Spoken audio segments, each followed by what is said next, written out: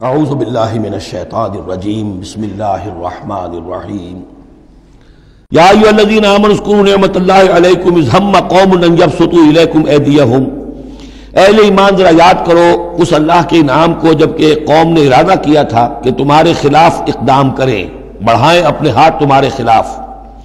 یہ غزوہ احزاب کے بعد جو ہے وہ ایک جو بھی کوششیں ہوئیں، بہت سے لوگ ابھی پیچ و تاب کھا رہے تھے کفار میں سے کہ آپ پھر دوبارہ جائیں، لیکن ایسے حالات اللہ تعالیٰ نے پیدا کر دیے، ان کے دلوں پر ایسا رعب پڑ گیا تھا غزوہ احزاب کے بعد کہ پھر جرأت ہو نہیں سکی۔ اس کو اللہ تعالیٰ اپنے انعام کی حیثیت سے یہاں اس کا ذکر فرما رہے ہیں۔ اذ ہم قوم ان یبسطوا الیکم ایدیہم، جبکہ ایک قوم نے ارادہ تو کیا تھا کہ وہ اپنے ہاتھ پھیلائیں تمہاری طرف، بڑھائیں تمہاری اوپر زیادتی کرنے کے لیے، تم پر فوج کشی کے لیے، فکف ایدیہم عنکم، تو اللہ تعالیٰ نے ان کے ہاتھوں کو روک دیا تم سے۔ اور اس میں خاص اشارہ صلح حدیبیہ کی طرف ہے۔ صلح حدیبیہ کے وقت بھی بہت ہی پیچ و تاب کھا رہے تھے قریش، اور وہ ہر صورت کے اندر ان کے نوجوان جو تھے ان کا خون کھول رہا تھا، لیکن یہ کہ بالآخر یوں سمجھئے کہ سینٹی پریویلڈ، اور انہیں یہ سمجھ میں آ گیا کہ اس وقت ہم مسلمانوں کا مقابلہ نہیں کر سکیں گے، اور اللہ تعالیٰ نے گویا کہ ان کے ہاتھوں کو روک لیا۔ فکف ایدیہم عنکم وعلی اللہ فلیتوکل المؤمنون، اہل ایمان کو تو اللہ ہی پر توکل کرنا چاہیے۔ وَلَقَدْ أَخَذَ اللَّهُ مِيثَاقَ بَنِي اسرائیل، اب یہ بنی اسرائیل کی تاریخ کے کچھ واقعات آ رہے ہیں۔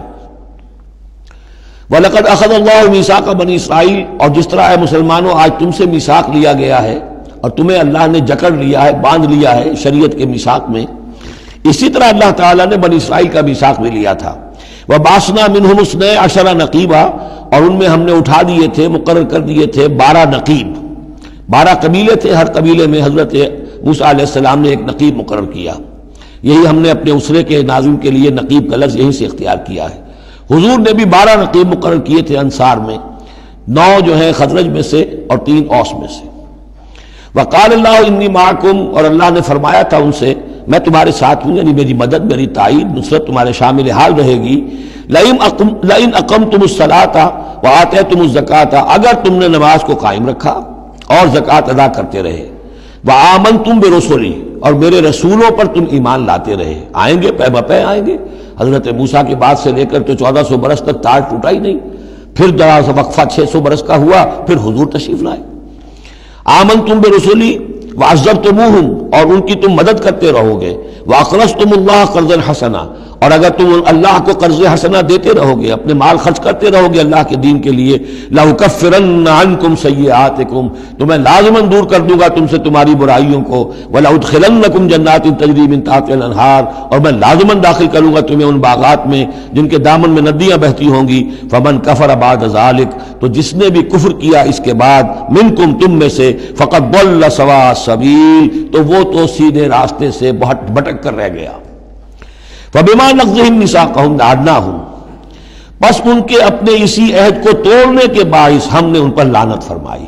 یہ لعناہم جو میں نے وہاں پر محذوف قرار دیا تھا، یہاں پر وہ واضح آ گیا۔ فَبِمَا نَقْضِهِمْ مِيثَاقَهُمْ لَعَنَّاهُمْ، ہم نے ان کے اسی میثاق کو توڑنے کے پاداش میں ان پر لعنت فرمائی۔ وَجَعَلْنَا قُلُوبَهُمْ قَاسِيَةً، اور ان کے دلوں کو سخت کر دیا۔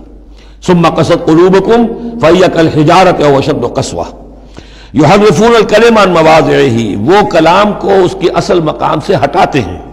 ونسوا حظا مما ذکروا بہ، اور وہ جو کچھ کہ ان کو دیا گیا تھا نصیحت کے طور پر، ہدایت کے طور پر، اس کے اکثر حصے کو بھول گئے یا اس سے فائدہ اٹھانا انہوں نے چھوڑ دیا۔ ولا تزال تطلع علی خائنۃ منہم، اور اے نبی آپ ہمیشہ ان کی طرف سے خیانت کی اطلاعیں پاتے رہیں گے۔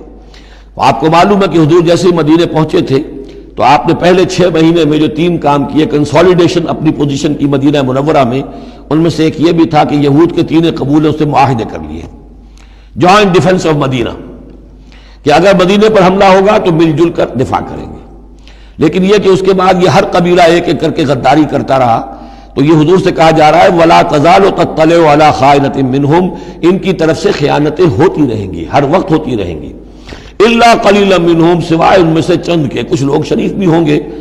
فاعف عنہم واصفح، تو ابھی درگزر کیجئے اور ذرا معاف کیجئے۔ ان اللہ یحب المحسنین، یقیناً اللہ تعالی احسان کرنے والوں کو پسند فرماتا ہے۔